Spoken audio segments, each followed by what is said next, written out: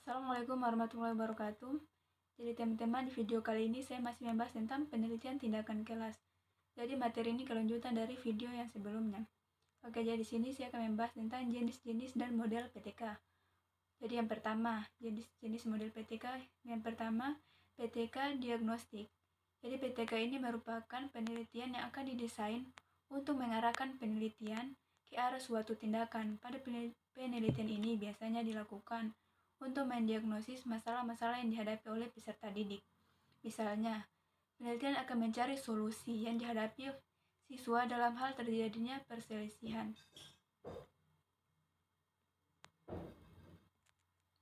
Yang kedua yaitu PTK partisipan. Jadi PTK partisipan ini penelitian yang akan meneliti harus terlibat secara langsung dalam penelitian sejak awal dan mengikuti semua tahap atau proses sampai penelitian tersebut benar-benar selesai, yang biasanya ditandai dengan selesainya pembuatan laporan penelitian.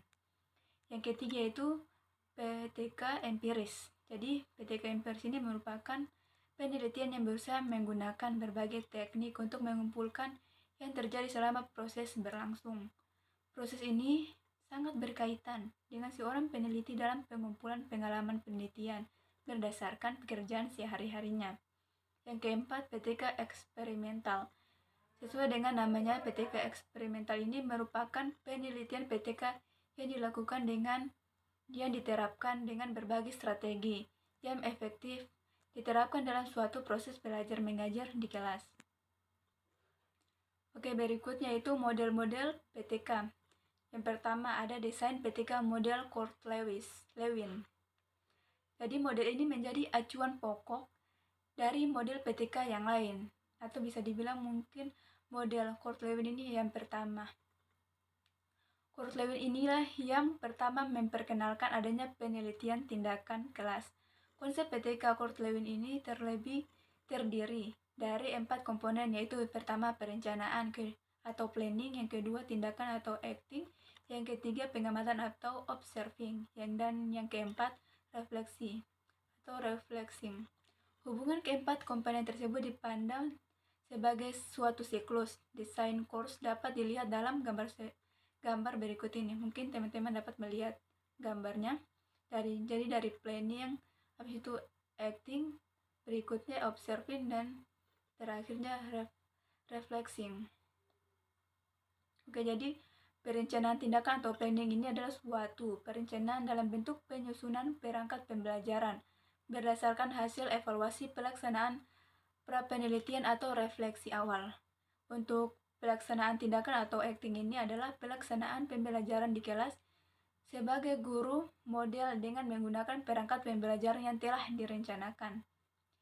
Berikutnya observing adalah pengamatan atas pelaksanaannya proses pembelajaran di kelas secara bersamaan atau simultan sebagai peneliti dan observing terhadap perubahan perilaku siswa atas tindakan pembelajaran yang dilakukan dengan menggunakan instrumen pengumpulan data. Berikutnya refleksi adalah rekomendasi atas hasil evaluasi analisis data guna dilanjuti pada siklus berikutnya. Yang berikutnya model PTK dari desain PTK model Kemis dan MC Taggart.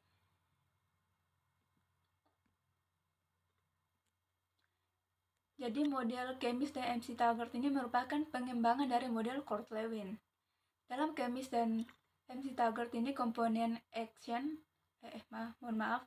komponen acting atau tindakan dan observing atau pengamatan dijadikan satu kesatuan. Hal ini berdasarkan bahwa pada kenyataannya penerapan tindakan dan pengamatan tidak dapat dipisahkan. Jadi dua kegiatan ini merupakan kegiatan yang dilakukan dalam waktu yang bersamaan. Jadi keempat komponen ini dalam model Kemis dan MC Taggart dipandang sebagai suatu siklus. Dalam hal ini merupakan suatu putaran kegiatan yang terdiri dari perencanaan, tindakan observing dan refleksi. Berdasarkan refleksi, kemudian disusun rencananya atau diperbaiki.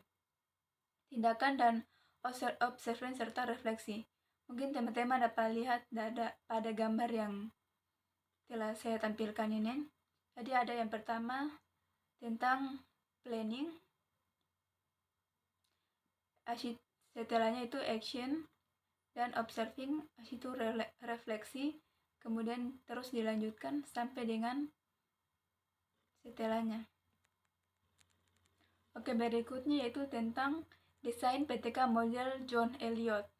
Jadi seperti halnya model Chemist dan MC Taggart, model John Elliot ini juga merupakan pengembangan lebih lanjut dari model Lewis. Elliot mencoba menggambarkan secara lebih rinci langkah demi langkah yang harus dilakukan peneliti. Ide dasarnya sama, dimulai dari penemuan masalah, kemudian dirancang tindakan tersebut yang dianggap mampu memecahkan masalah tersebut, kemudian diimplementasikan, dimonitor, dan selanjutnya dilakukan tindakan berikutnya jika dianggap perlu. Mungkin teman-teman juga dapat lihat pada gambar ini, di mana